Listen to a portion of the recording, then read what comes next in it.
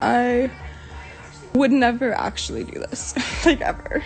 But I think it's really important for people to see how words actually affect people. People knew Sydney Sweeney as the breakout star of Euphoria and The White Lotus, admired for her raw performances and undeniable talent.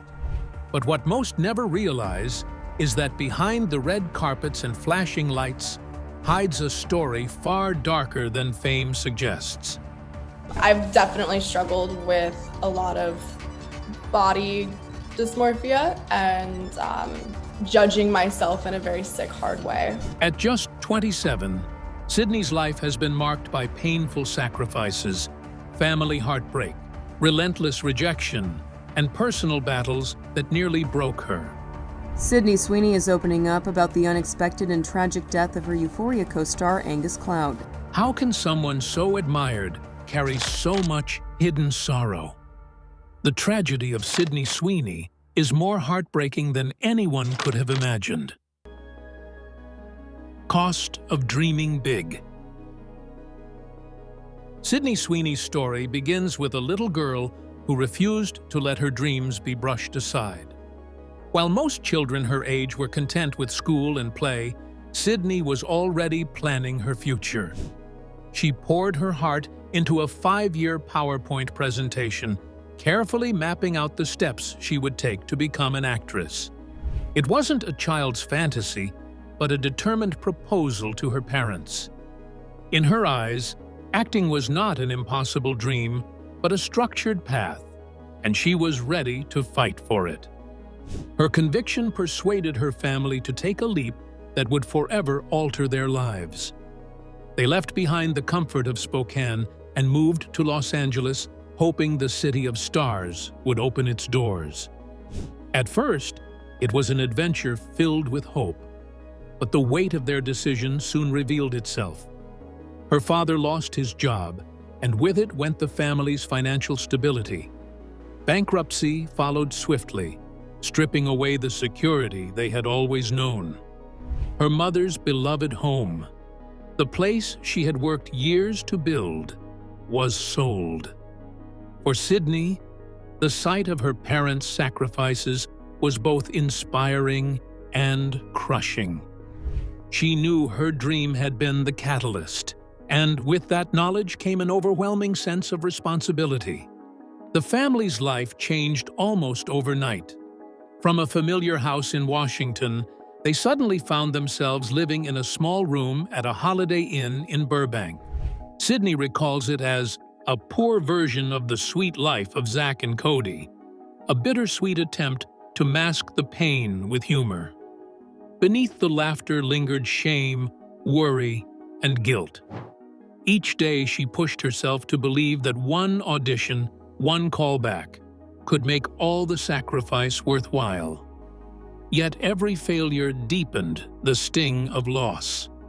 Sydney's sense of accountability weighed heavily on her young shoulders. "I'll always feel responsible," she admitted years later, a quiet acknowledgement of how much the pursuit of her dream had cost her family. This responsibility wasn't just about money or material things. It was about seeing her parents' faces lined with exhaustion, about hearing whispered arguments late at night, about knowing her choices had reshaped the course of their lives forever. The irony was painful. The very thing that was supposed to bring happiness and opportunity had instead dismantled the foundation of her family. She held tight to her ambition, but even as her career began to bloom, the echoes of sacrifice haunted her. For Sydney, the price of chasing her dream was not measured only in money lost, but in the sense of security that was stripped away, leaving her with both determination and sorrow. But even as success crept closer, something more personal ruptured in her world, something she never saw coming. Love as salvation, and then a source of pain.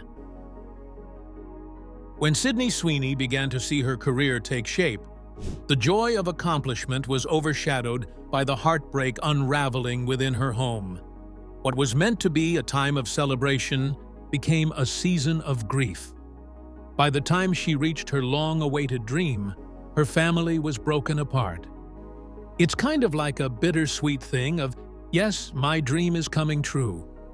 But unfortunately, I lost a lot of family in the meantime, Sydney told. For her, success carried the sting of absence, a reminder that achievement had not been enough to hold everything together. The pain deepened when her brother, Trent Sweeney, confronted her with words that struck harder than any rejection from Hollywood ever could.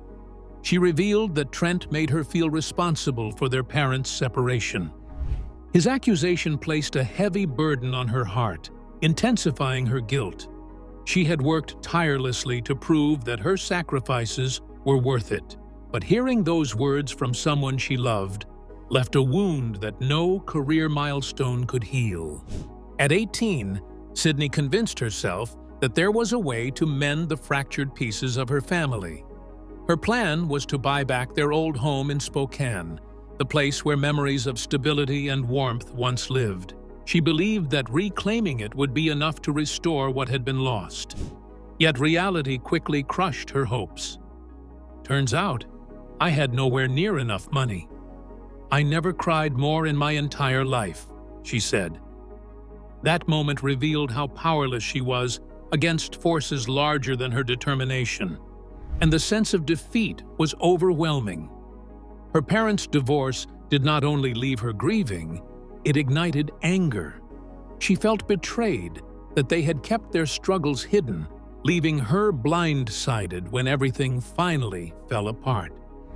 Up until then, Sydney had been the model daughter, focused, disciplined, and intent on making the right choices.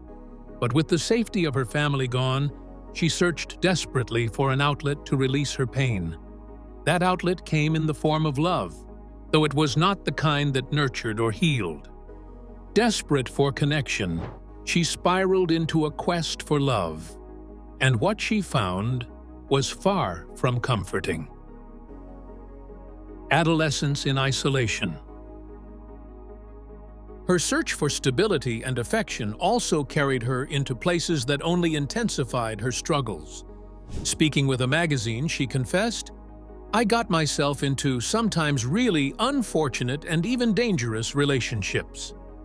These experiences were not acts of rebellion, but rather expressions of her deep yearning for comfort. She admitted, "I was looking for love to replace the emptiness of a home."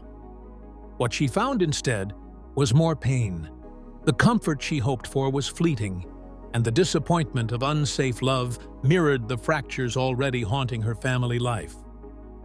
Sydney Sweeney's teenage years were shaped by a strange duality. She was still a student trying to fit into the rhythm of high school, but she was also an aspiring actress traveling hundreds of miles in pursuit of auditions. This balancing act left her feeling caught between two worlds, never fully belonging to either. The struggle to find acceptance at school was made worse by the way her peers viewed her ambitions. While she dreamed of acting, her classmates mocked her for daring to step outside the norm. They'd be like, "I can't believe that Sydney's parents are letting her go to the hell-ridden city," she recalled to L'Officiel. The words cut deep, but what stung even more was her awareness that much of the criticism did not come directly from her peers, but from their parents. According to her, many of them passed their judgmental opinions onto their children, creating an environment where she constantly felt watched and ridiculed. The situation grew so troubling that the school eventually had to address the bullying directly.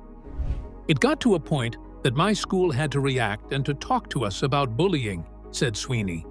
Her personal insecurities amplified the cruelty of others. Struggles with acne and her early physical development made her stand out in ways she never wanted. "I had boobs before other girls, and I felt ostracized for it," she admitted. The judgment she received was harsh, leaving her feeling excluded, as though her body itself had betrayed her.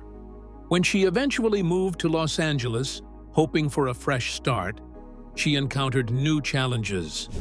Life in the city was far from glamorous. Her vehicle was an old clunker so unreliable that it became almost symbolic of her hardships. At one point, she discovered that squirrels had made a home in it.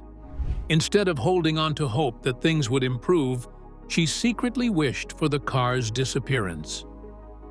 "I would leave the keys in the ignition hoping someone would steal it so I could take the insurance out on it," she confessed. It was a reflection of how exhausted she felt, craving any form of escape from the mounting weight on her shoulders. She thought that her bold move would finally change her life, but instead, she was met with another painful blow. Her self-worth began to crack just before it nearly crushed her. Rejection and self-doubt. Sydney Sweeney entered auditions with hope in her heart and left them carrying the weight of words that bruised her self-esteem. Casting directors looked at her not for her talent, but for superficial details that she could not always control. Negative casting notes haunted her long after the doors closed. Lose weight, wrong hair color. The comments cut into her confidence more deeply than any physical wound ever could. They were reminders that in Hollywood, dreams were not only fragile, but constantly measured against impossible standards. What hurt even more than the words of strangers was the doubt whispered by those closest to her. She recalls the crushing prediction, "You'll never be on a TV show." Instead of encouragement, she often faced quiet dismissal from the very people she needed to believe in her. Inside, the voices grew louder, echoing in her mind with painful repetition. "When are you going to get a real job?" Came not from critics, but from those she trusted most. Each remark reinforced the belief that her efforts might never be enough. During her tweens and teens, Sydney worked sporadically. While she managed to secure roles on popular television shows, including Criminal Minds and Grey's Anatomy, these appearances were fleeting moments in a sea of rejections. They gave her brief flashes of recognition, but not the lasting impact she longed for. The instability of these opportunities left her wondering whether she was truly on the right path. Nights after auditions often ended in silence and doubt, the darkness around her mirroring the uncertainty she felt inside. Years of rejection chipped away at her confidence. In her interview, she explained the toll these experiences took. "I was told to lose weight, or that my hair was the wrong color. Random things that make you start to question, am I not going to ever become my dream?" The doubt was relentless, eroding her self-belief and leaving her constantly second-guessing her place in the industry. Despite the exhaustion, she did not give up. Instead, she pressed forward, fueled by the faint but steady belief that her opportunity was out there, waiting. The long-awaited breakthrough came when she was cast as Eden Blaine in The Handmaid's Tale. This role marked a turning point, finally placing her on Hollywood's radar and validating the years of sacrifice that preceded it. Yet the victory carried a shadow, because to reach that moment, she had endured rejection so piercing it nearly broke her spirit.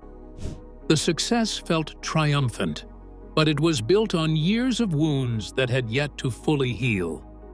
Despite the pain, a breakthrough finally arrived, but it came wrapped in vulnerability in a way she couldn't have prepared for. How vulnerability became stereotype. Sydney Sweeney's defining moment came when she was cast in Euphoria. The show demanded honesty, fragility, and at times nudity that left her exposed not just physically, but emotionally. While her performance as Cassie was layered with heartbreak and humanity, she soon realized that not everyone was paying attention to her talent. Instead, much of the attention was reduced to what her body revealed, rather than what her character endured. To her, the imbalance felt like an erasure. I do the White Lotus, and suddenly people pay attention. Did you not see that in Euphoria? She asked in frustration, her words revealing both pride in her work and dismay at how quickly it had been overshadowed. Her frustration wasn't about the scenes themselves. She has always been open about the fact that nudity on its own doesn't trouble her. What hurt was the stigma that followed. Speaking to Teen Vogue, she explained how damaging assumptions made about actresses in explicit roles became. People believed women who performed those scenes aren't talented and had to rely on their bodies to get jobs. That stereotype weighed on her like a shadow she could not shake, a constant reminder that the cost of vulnerability often went unpaid in respect. The industry's double standards were only the beginning. Online, the fallout was cruel and invasive. Fans of Euphoria didn't stop at admiring the story. Many took screen grabs, clips, and intimate stills from the show and spread them across the internet without context or consent. Sydney confessed, "It got to the point where they were tagging my family. My cousins don't need that. It's completely disgusting and unfair." What was meant to be her breakthrough became a violation, an experience that blurred the lines between her artistry and her personal dignity. The wounds didn't stay confined to the digital world. She described moments after filming certain projects where she carried the heaviness of what had been required of her.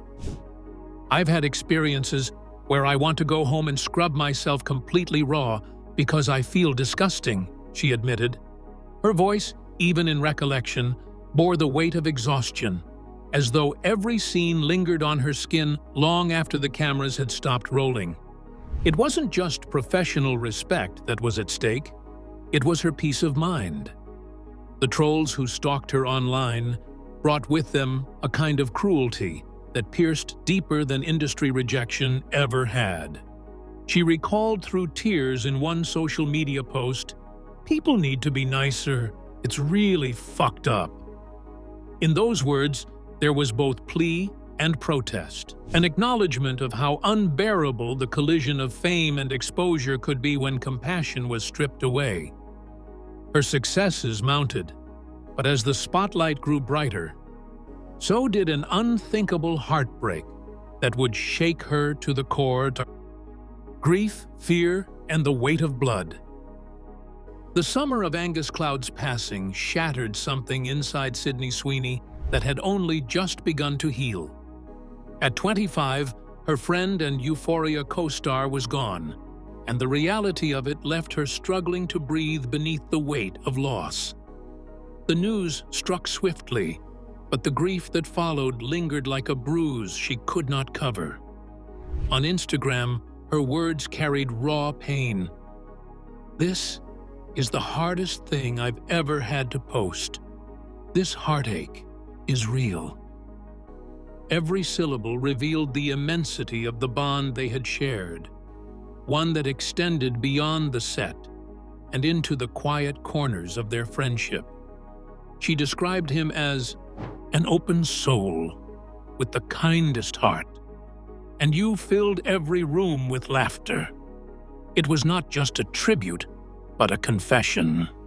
She had been lucky to have him, and now she was left to reckon with the silence his absence created. The memories poured in as she wrote, tender and ordinary moments that felt extraordinary in hindsight. Trips to 7-Eleven, jokes exchanged in the small hours, laughter that once felt endless. All of it was now a reminder of how fragile human connections could be. "I'm struggling to find all the words," she admitted, her grief making language itself seem insufficient. To those who loved Euphoria, Angus Cloud was Fezco, the gentle yet flawed substance dealer whose humanity resonated beyond the screen. To Sydney, he had been something more, an anchor in the chaotic waters of fame. Losing him did not just mean saying goodbye to a colleague. It meant losing a piece of the foundation she had relied on while navigating her own storms. When it was revealed that Angus had died of an accidental substance overdose, Sydney's heartbreak deepened into something heavier. Fear. The tragedy struck close to home, echoing the struggles that had plagued her own family for years. She once opened up about the painful familiarity of addiction. "It's hard to watch someone want to destroy themselves," she confessed, the words carrying the weight of memories she wished she could forget. In interviews, Sydney has been unflinchingly honest about her own fears. She admitted, "I'm terrified that I'm going to have that addiction." The statement was not casual. It was a quiet acknowledgement of the vulnerability that came with her bloodline. "There's something in my family's blood that just hits a different way when they do stuff," she explained. For Sydney, abstaining from harmful substances was not about image. It was survival. She avoided them entirely and rarely drank, knowing too well the danger that lurked in the shadows of her DNA. The grief of losing Angus was therefore not just about mourning a friend. It became a mirror reflecting her deepest anxieties.